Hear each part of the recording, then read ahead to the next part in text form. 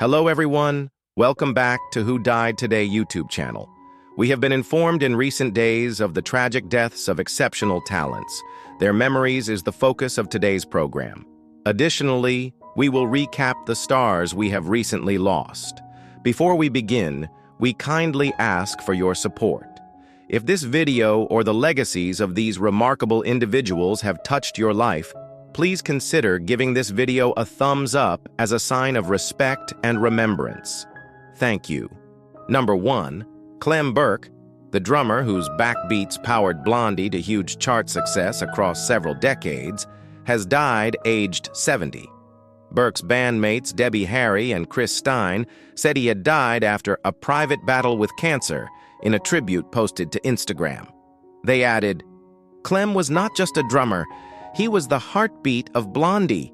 His talent, energy, and passion for music were unmatched, and his contributions to our sound and success are immeasurable. His vibrant spirit, infectious enthusiasm, and rock-solid work ethic touched everyone who had the privilege of knowing him." Burke was one of only 3 band members, alongside Harry and Stein, to play on every one of Blondie's 11 studio albums. Together, the group defined the American new wave sound of the 1970s and 1980s, scoring 6 UK #1 hits and 4 in the US, including Heart of Glass and The Tide is High.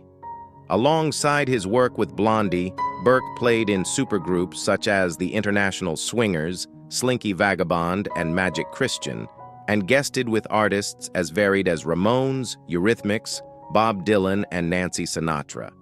Born and raised in Bayonne, New Jersey, Burke tinkered with local covers groups and a drum corps before moving to New York, auditioning for Blondie in 1975 to replace the band's original drummer, Billy O'Connor. "My quest was to find my David Bowie, my Jim Morrison, or my Mick Jagger to front a band," he said in 2022. "I was emphatic about that. I needed to work with people that I felt had that sort of charisma and creativity." Number 2. William Bill Finn, the Tony Award-winning writer and composer of falsettos, has died, his literary agent Ron Gwiazda told The Hollywood Reporter. He was 73. The cause of death was not immediately available. Finn is well known in the theater world for his autobiographical, moving and lyrically clever musicals, including Falsettos, for which he won 1992 Tonys for Best Original Score and Best Book of a Musical with co-writer James Lapine. The production combined 2 shorter musicals he had penned, March of the Falsettos and Falsetto Land, into one story following Marvin and his boyfriend Whizzer, Marvin's ex-wife Trina, their son, and their psychiatrist Mendel, that covered themes of love, family, and sexual identity in the late 1970s into the 1980s.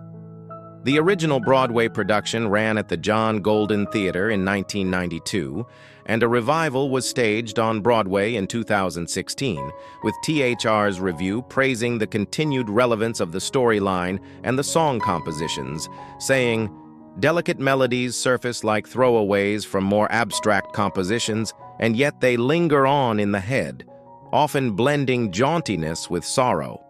The lyrics make you constantly marvel at the ability to combine clever humor, complex phrasing, and searing tenderness."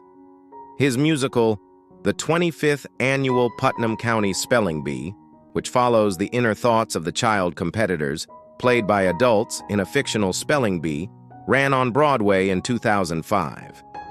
The musical, which also involves audience participation, was nominated for 6 Tony-S and saw the early star rises of Jesse Tyler Ferguson and Celia Keenan Bolger. It went on to national tour and several subsequent productions, including a 2024 revival at the Kennedy Center. Number 3.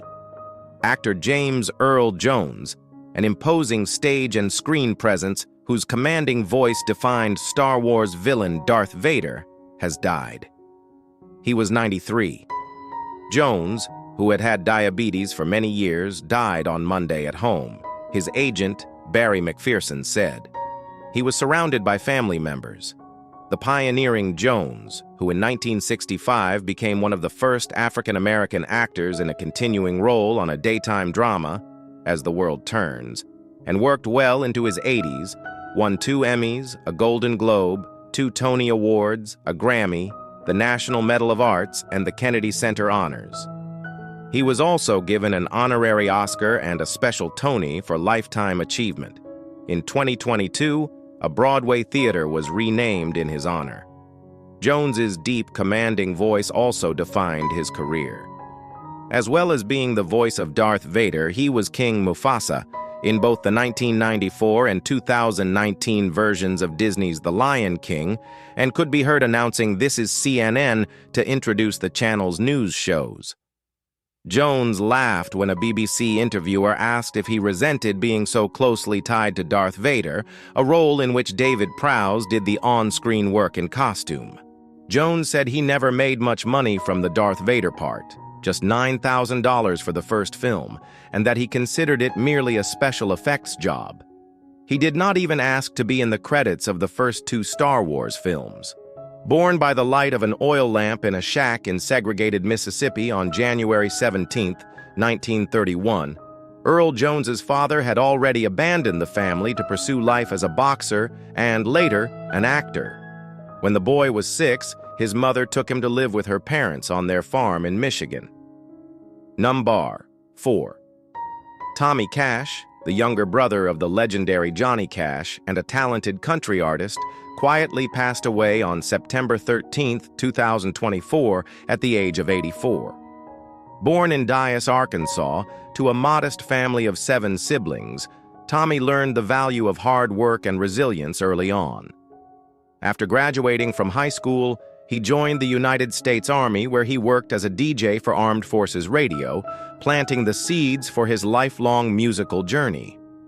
Throughout his decades-long career, Tommy left a lasting mark with heartfelt songs like 6 White Horses, a touching tribute to 3 fallen American leaders.